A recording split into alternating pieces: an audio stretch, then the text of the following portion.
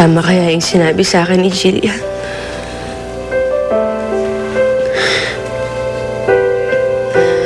Na nagkamali ako. Na dapat hindi na lang kita hinarap. Na dapat hindi na lang kita pinalaya sa bahay mo.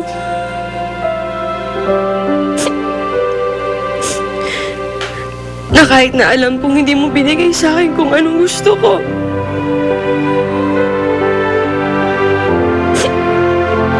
Na kahit na may kasalanan ka sa akin, hindi ko na alam kung anong tama sa mali.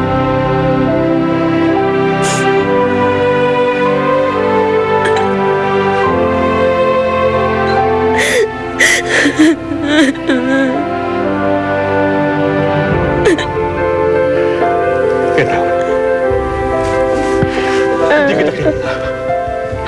Hindi kita alam.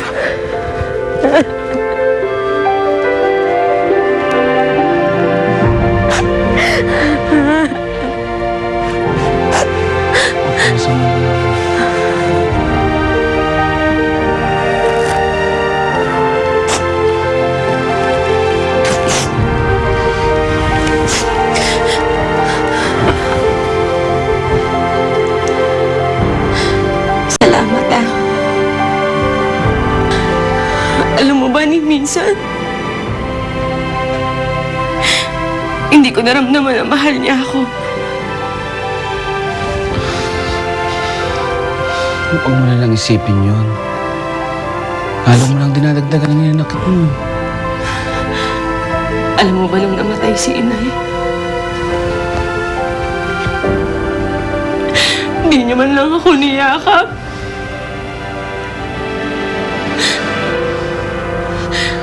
Nung pumunta ako sa bahay niya ng asawa niya, kahit konting pagmamahal lang din niya nabigay sa akin yun. Ayaw niya lang siguro mapuna siya ng asawa niya. Kaya ganun ang papa. Mali si inay. Dahil hindi naman ako totoong mahal ni tatay ko eh. Kahit konting pagmamahal, wala yun. Pinagkait niya sa akin yun. Binaliwala niya lahat ng sinakripisyo ko. Binaliwala niya ako. Na kahit anong gawin ko, hindi niya ako matanggap. Na kahit anong gawin ko, hindi niya ako kaya mahalin.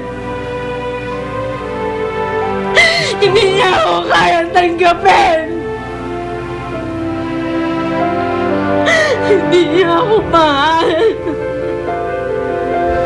Hindi niya ako mahal. Sister.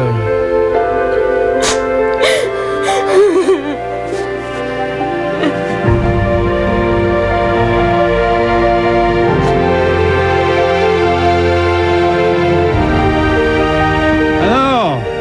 Nakita mo na ba? Nandiyan na ba? Sa bodega kasi mo tignan. Alam mo! Ay, gamitin mo ang mga mata mo, ha? Tingnan namin, Tring.